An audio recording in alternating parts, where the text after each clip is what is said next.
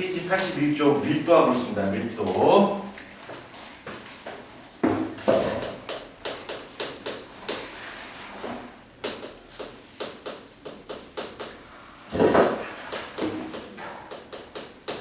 자, 밀도는 부피분의 질량이에요.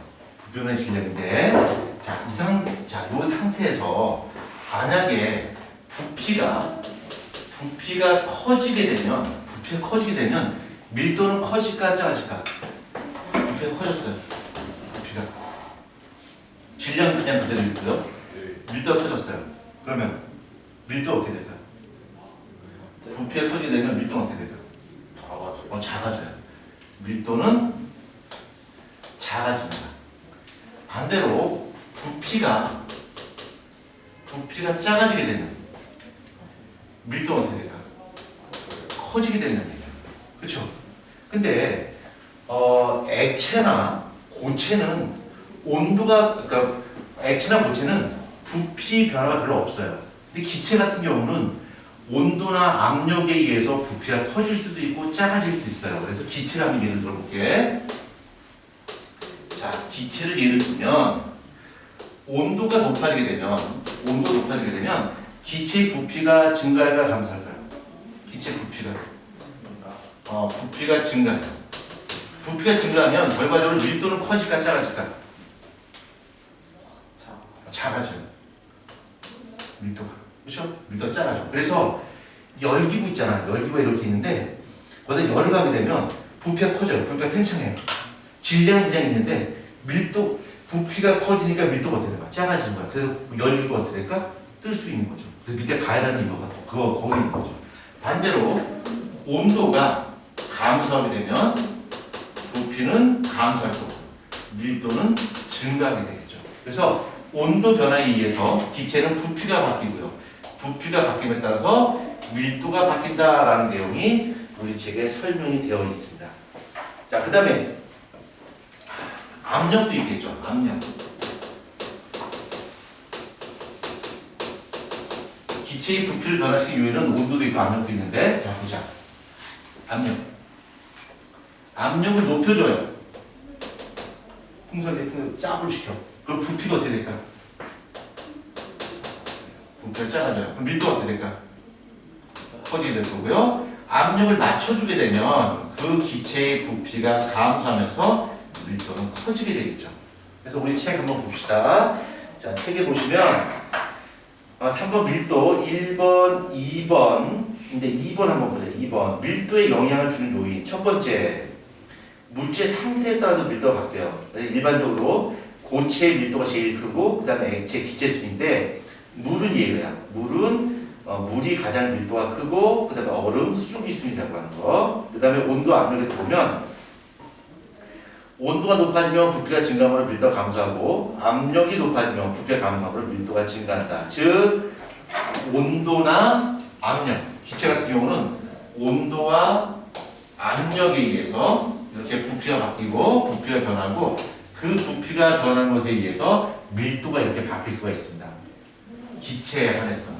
근데 액체나 고체는 부피 변화가 거의 없어요. 온도나 압력에 의해서 부피가 거의 바뀌지 않기 때문에 액체나 고체는 거의 밀도가 바뀌지 않습니다. 특히 고체 같은 경우는 거의 밀도가 거의 바뀌지 않아요.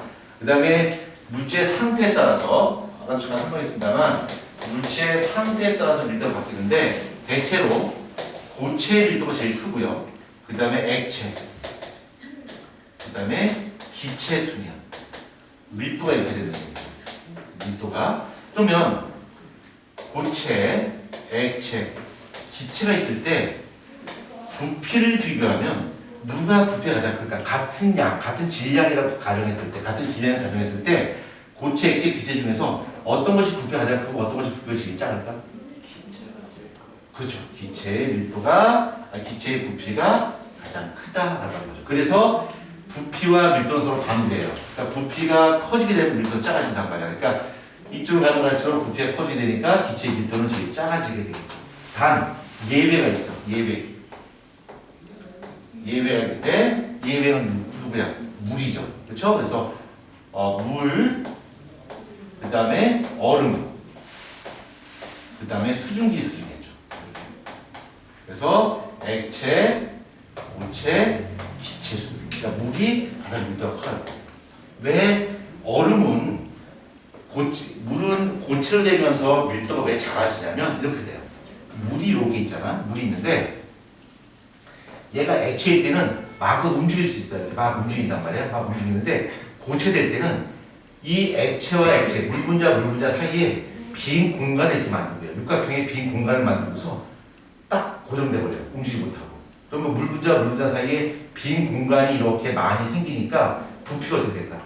커지는 거죠. 부피가 커지는 것만큼 밀도는 어떻게 되는 거야? 작아지는 거예요. 그러니까 물 분자 사이에 분자가 이렇게 있는데 액체 상태일 때는 중간에 사이에 빈 공간이 없어요. 이렇게. 근데 고체될 때는 최대한 많이 벌린 상태에서 딱 고정돼 버리는 거죠. 그러니까 빈 공간이 많이 생기니까 부피가 커질 거고. 그래서 물이 얼면 이렇게 부풀어 오르는 이유가 물의 부피, 물보다도 얼음의 부피가 좀 더 크기 때문에 약간 끝이 부풀어 오르는 거죠. 그렇죠? 자, 됐고. 자, 그 다음에 혼합물의 밀도 한번 보죠. 혼합물의 밀도.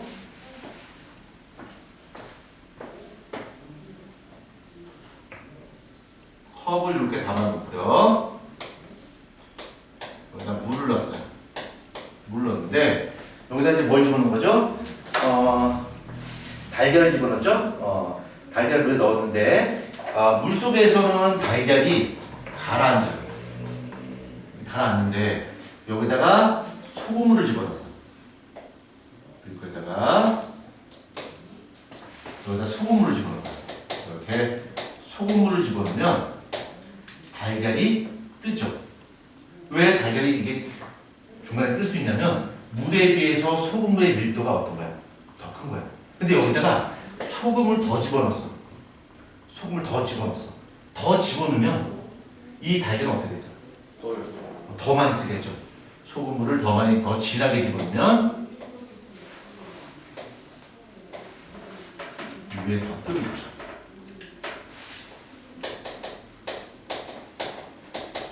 소금물의 농도를 높이게 되면 더 뜨는 거죠. 그러면 우리가 아주 농도가 높은 바닷물에다 몸을 담그면 어떻게 될까? 저절 뜰 수가 있어요.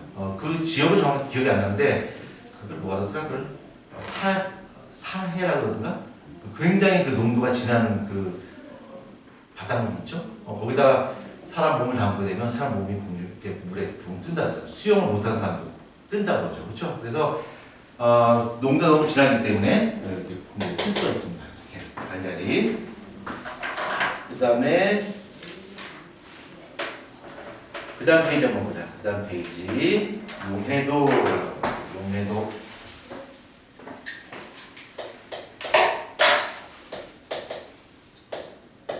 자, 용해도인데, 용해도의 정의는 좀 이따 설명할 거고요. 용해도는 얼마나 잘 녹냐? 녹는 정도를 바로 용해도라고 해요. 용해도라고. 근데 이거는 좀, 앞에 좀 많은 부분 좀 설명을 드려야 될 것 같아요. 자, 먼저 용해라는 현상 한번 보죠. 용해라고 하는 것을 우리말로 한다면 뭐 녹는다 이렇게 할 수 있습니다. 근데 용해라고 하는 것은 용매와 용질이 섞이는 현상. 용매와 용질이 섞여서 용액이 되는 현상을 우리는 용해라고 해요. 그래서 용매가 뭐예요? 용매 물이야, 물. 용질은 뭘까? 뭐 설탕이나 소금 이런 것이 용질이 돼요. 그래서 우리가 물에다가 소금을 집어넣었다 녹았다 그래서 소금물이 되는 거지. 이 용액은 소금물을 뜻하는 겁니다. 그러면 용해라는 현상은 이 물과 소금이 골고루 섞이는 현상, 이 현상을 바로 용해라고 해요. 근데 이 용해라는 말을 다른 말을 뭐라고 하냐면 용매화라고 부르거든요. 용매화라고도 부르고요. 다른 말로는 수화라고 불러요. 다 같은 뜻이야. 이게 왜 이렇게 부르냐면 우리가 소금을 물속에 집어넣잖아. 그럼 녹기 전에는 소금 알갱이 눈에 보여. 근데 물에다 집어넣어서 소금을 녹이면 소금 알갱이가 눈에 보여 안 보여? 옷에 보여 안 보여? 안 보여요. 안 보이죠? 깜짝 놀라셨죠? 그쵸? 몽태고 있었는데 그치? 깜짝 놀랐어. 설탕을 물속에 집어넣게 되면 녹은 다음에 안 보여요. 왜 안 보이냐면 물이 이렇게 있잖아. 물이 이렇게 있으면 설탕이나 소금을 집어넣어서 녹이게 되면 물 입자 사이에 이렇게 중간에 끼어요. 이렇게. 물이 이렇게 있고요. 물이 이렇게 있고 요 사이에 설탕이나 소금 알갱이가 이렇게 들어가는 거예요. 이렇게 들어가는 거예요. 그래서 설탕이나 물을 물속에 집어넣으면 보이지 않는 이유가 물 분자 사이에 이렇게 숨어 있기 때문에 보이지 않는다는 이야기죠. 이렇게 물과 용질이 같이 붙는, 그러니까 둘러싸는 현상을 바로 뭐라고 하냐면 용매화 또는 수화라고 불러요. 수화할 때 숫자는 물숫자야. 그래서 물에다 뭔가 녹였다, 입자가 눈에 안 보이네. 왜 그렇죠? 물 분자 사이에 이렇게 들어가니까 안 보이는 거야. 오케이, 이해할 수 있겠죠? 이걸 바로 용해 현상이라고 불러요. 자, 용해인데, 자, 용해되는 과정에서는 크게 두 가지로 구분할 수 있는데, 하나는 우리가 이제 용액을 만들 때, 용액이 되는 과정을 보게 되면요. 용해되는 과정을 보게 되면, 이 물 속에서는 두 가지들이 동시에 일어나요. 그러니까, 여기 설탕 알갱이가 이렇게 있는데, 설탕 알갱이가 물 속에서 녹았다. 이 녹는 과정을 뭐라고 하냐면 용해라고 해요. 용해. 그 다음에 녹았다가 거꾸로 알갱이 형태로 튀어나오는 경우가 있어요. 녹았다가 안 녹고 다시 밑에 가라앉는 경우. 이런 경우가 있는데 이런 경우를 뭐라고 하냐면 석출이라고 해요. 석출. 그러니까 석출은 어떤 거냐면 우리가 뜨거운 물 속에다가 설탕을 막 집어넣은 다음에 그 다음에 그걸 찬 냉장고에 집어넣었어요. 그럼 밑에 아까는 다 녹았었는데 뜨거운 물에서는 다 녹았었는데 냉장고 속에 집어넣게 되면 그 찬물 밑에 설탕이 밑에 가라앉아 있어요. 꿀 같은 것도 보면 밑에 설탕이 녹지 않고 이게 가라앉아 있단 말이에요. 이게 녹았다가 다시 거꾸로 튀어나온 것을 석출이라고 해요. 석출, 단어 기억하자. 용해, 석출. 용해는 녹는 거, 석출은 거꾸로 튀어나오는 거. 이걸 석출이라고 해요. 이 두 가지가 일어나는데 우리가 용해를 구분할 때 불포화 용액이 있고요. 그 다음에 포화 용액이 있고요. 그 다음에 과포화 용액이 있어요. 불포화 용액, 포화 용액, 과포화 용액 이렇게 세 가지 종류가 있어. 용성한테 물어볼게요. 용성아, 포화가 뭔 뜻이야? 포화? 포화. 가득이라는 뜻이야. 얘는 가득. 물이 이렇게 있는데 여기다 설탕을 집어넣을 거야. 집어넣어요. 집어넣고 다 녹이고 또 집어넣고 안 녹을 때까지 최대한 많이 녹인 거야. 계속 집어넣다 보면 어느 순간 되면 그 다음부터 녹지 않아요. 그러니까 물이 이렇게 있으면 그 물 속에 녹을 수 있는 용질의 양이 한정돼 있다는 얘기야. 어느 정도 녹게 되면 더 녹지 않아요. 최대치 녹았을 때 그때를 바로 뭐라 불러? 포화용액이라고 불러요. 그러면 포화용액이 되기 전에는 바로 뭐야? 불포화용액이야. 아직 가득이 아니라는 얘기야. 더 녹을 여지가 있어. 이걸 불포화용액이라고 불러요. 과포용액은 이걸 너무 쓴 거야. 그 녹일 수 있는 그 양 그 자체를 넘어서서 더 집어넣은 거야. 너무 많이 녹였어. 이거를 과포 용액이라고 해요. 그러면 불포화 용액에는 이런 녹지 않고 덩어리져 있는 설탕 알갱이가 눈에 보여? 안 보여? 안 보이지. 왜 그러냐면 이 불포화 용액에서는요. 용해 현상과 석출 현상이 동시에 일어나는데 어떤 게 속도가 더 빠를까? 용해 속도가 빠를까? 석출 속도가 더 빠를까? 용해 속도가 더 빨라요. 그러니까 녹지 않고 가라앉는 경우가 안 생기는 거죠. 왜? 녹는 속도가 더 빠르니까. 그러면 과포 용액이라고 하는 것은 용해 속도와 석출 속도를 봤을 때 누가 더 빠를까? 석출 속도가 빨라요. 그러니까 가라앉는 게 눈에 보이는 거죠. 그러면 모세한테 물어볼게. 포화 용액은 용해 속도와 석출 속도를 비교했을 때 누가 더 빠를까요? 용해. 불포화 용해 아니야? 유빈이한테 물어볼게. 유빈아, 포화 용액은 용해 속도와 석출 속도 중에 누가 더 빠른가요?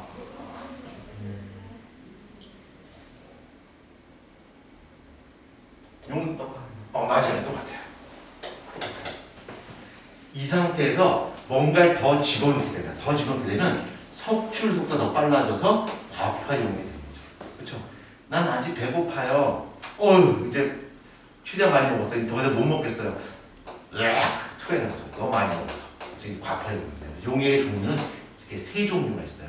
그러면 이 포화 용액이 되기 위해선 어느 일정 양만큼의 양을 녹여야 되는데 그 얼마만큼 녹여야지 최대치에 도달할 수 있냐라고 하는 것은 물질의 종류에 따라 다 달라요.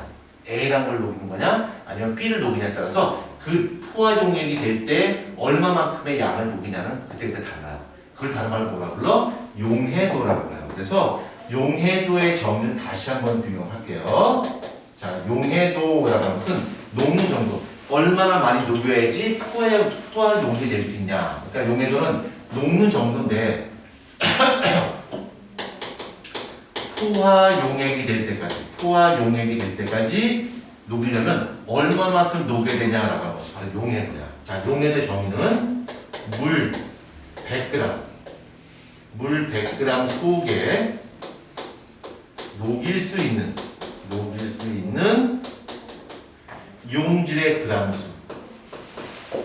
용질의 그람 수를 바로 용해도라고 해요. 물을 100g이라고 기준 잡고요. 그 100g에다가 계속 집어넣어서 최대치만큼 녹이는 거야. 그때 그 녹은 양을 바로 뭐라 불러? 용해도라고 불러요. 예를 든다면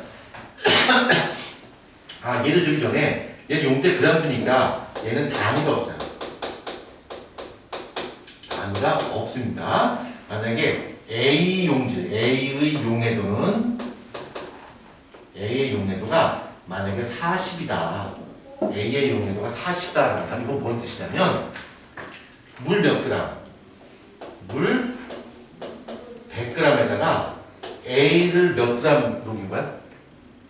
40g 녹인 거야. A를 40g 녹일 거면 더 이상 녹지 않는 거야. 바로 포화 용액이 된 거지. 근데 만약에 물이 50g이었다면 A는 몇 g 녹여야지 포화 용액이 될까? 20g이에요.